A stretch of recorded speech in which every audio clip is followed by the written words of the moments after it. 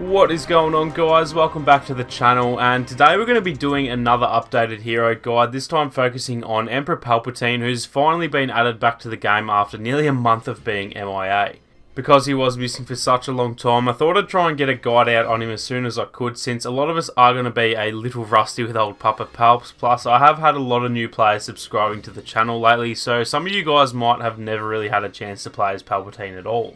Now, obviously, he's been the focus of a fair bit of drama pretty much since the launch of Battlefront 2, as, let's be honest, he's extremely overpowered compared to most other heroes, and he can be a bit of a pain in the ass to get rid of if you're on the other team.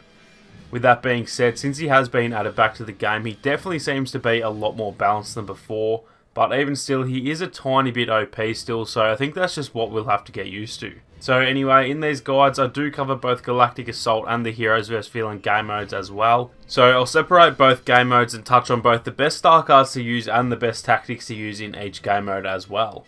Before I get stuck into that though, I'll just quickly touch on the Emperor's HP and abilities, just so that any newer players out there can get a good idea of how he plays. So he starts off with 700 HP, which is the equal second highest of all the dark side heroes, equal with his apprentice Darth Maul, and only falling behind Vader with the highest HP in the game.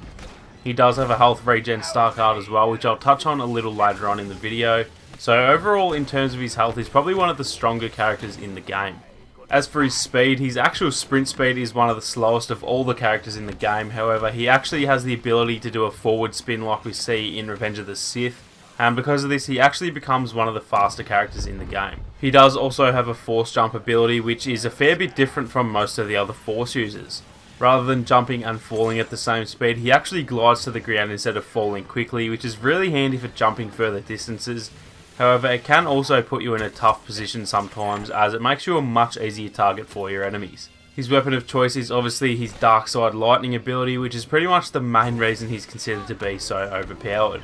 You do have to aim the lightning, however, it does have a certain degree of auto aim to it, meaning it'll almost lock onto targets on its own so long as you're aiming in their general area, and because of this, it's super easy to take out huge groups of enemies at once. Now, something that a lot of people actually don't seem to realise is that if you hold down both L2 and R2 at the same time, it'll actually make the lightning twice as strong, but in turn the stamina will run out a lot quicker.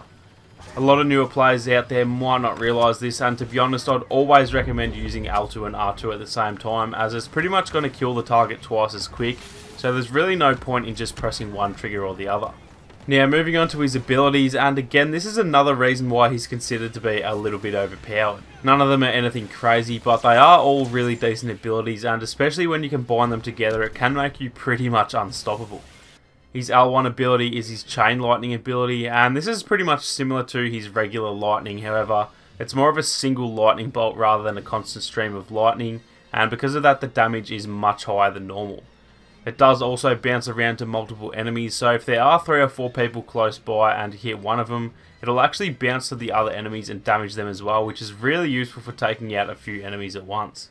His L1R1 ability is called Dark Aura, and this makes Palpatine charge an area around him with force energy, damaging anyone within the area and causing them to move much slower than normal. I find this ability to be so useful if you're in a close quarters area. Just simply use the ability and you're going to send most enemies into a panic, as they're going to assume they're under attack because of the damage, and then because it slows them down, they're always going to be a lot easier to take out as they're running to safety. Now, even though it doesn't really cause all that much damage, this ability does just seem to completely clear areas out, as it's pretty much just an instant panic button for any nearby enemies. His R1 ability is called Electrocute, and this just sends out almost a wall of electricity in front of you, paralysing anyone that it touches, leaving them as a really easy target to you and the rest of your teammates. This is especially useful on enemy heroes, as it pretty much renders them useless for a few seconds, meaning they're going to be a whole lot easier to take out. So that's pretty much all of the base tips covered. Now we're going to move on to some of the best tips to use when it comes to Galactic Assault. So to start off, I'm just going to go through some of his best star cards to use in Galactic Assault, and he actually has a really good spread of star cards to choose from.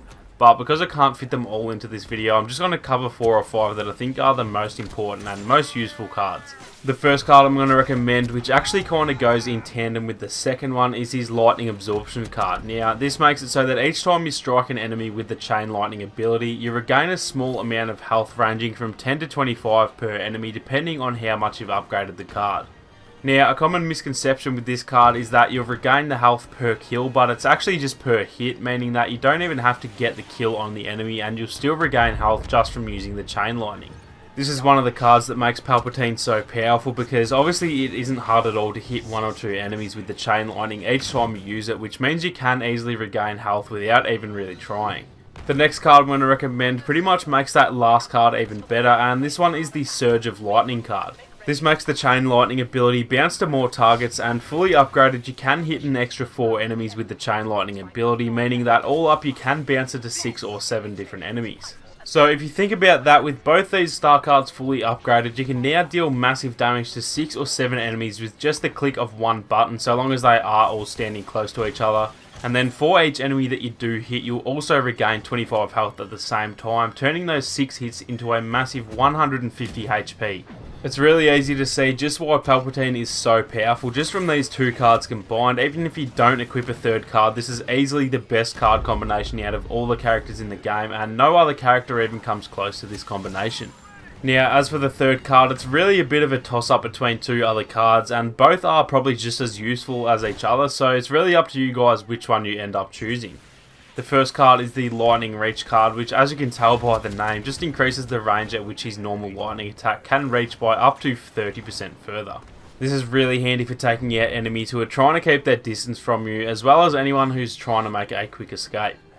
The second card is called In Full Control, and this just reduces the stamina cost for using his regular lightning attack, which is obviously really handy since they have slightly changed the stamina system in one of the latest patches. Again, it's really up to you which one of these cards you choose, but I do recommend always using the other 2 cards at all times in Galactic Assault, as they're going to keep you alive so much longer, and because of that you're definitely going to go on some really big kill streaks with Papa Palps. So now moving on to some tips for Galactic Assault, and the best way to describe the playstyle you should be using is really just to be as much of a menace as possible.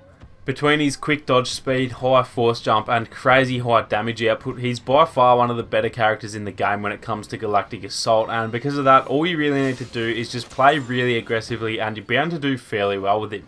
The main tactic that I find to be useful is to just keep jumping as often as possible while using your lightning, as it's going to make you a lot harder to hit for your enemies, but your lightning is still going to be really effective while you're in the air. Not only that, but using your dodge as often as possible is always a good idea as well. If you find yourself even in the slightest little bit of a sticky situation, it's best to try and dodge out of the area and then sort of regroup your health and abilities before heading back into the fight. Lastly, as I mentioned earlier, the Dark Aura ability is really one that you want to use as often as possible, as it's going to slow down anyone who gets too close to you, almost acting like a trap for you to then take them out a lot easier once they do get too close. So that's pretty much all of the tips for Galactic Assault. Now we're going to move on to some of the best star cards to use in the Heroes vs Villain game modes. Now the first card I'm going to recommend for these game modes is the Lightning Absorption card that I mentioned earlier, and this is the one that gives you a small amount of health each time you hit someone with the Chain Lightning ability. This is still really useful for these modes, however it doesn't really need to be combined with the other card that I mentioned, since it's very rare that you're going to be able to hit more than 2 or so enemies at once in these game modes due to the smaller amount of players.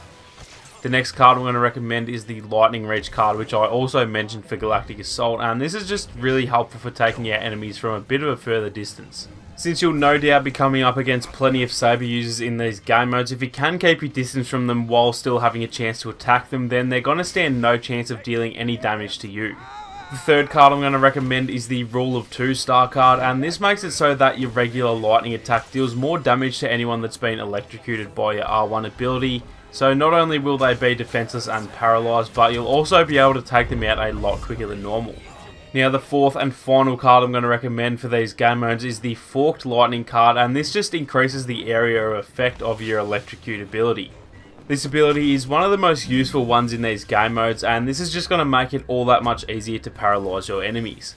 So now moving on to some tips for HVV and Hero Showdown, and to be honest there's not really too much for me to cover since his playstyle in these game modes is really similar to what I mentioned in Galactic Assault. If you just make sure to keep on the move, keep using your force jump and lightning attack, and then constantly dodge out of trouble, he can really be a massive pest for your enemies to take out, and it's clear to see why he's constantly on top of the leaderboards in these game modes.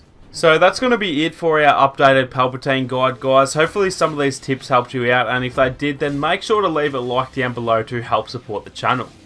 Like I mentioned before, if you do have any tips of your own, then definitely don't hesitate to let everyone know. The more tips the better, so definitely feel free to leave your own tips down in the comments section. If you are new to the channel, then feel free to subscribe and make sure to turn on your notifications so you don't miss out on any Battlefront 2 guides or live streams. Thank you guys so much for watching, and I'll catch you all in the next one.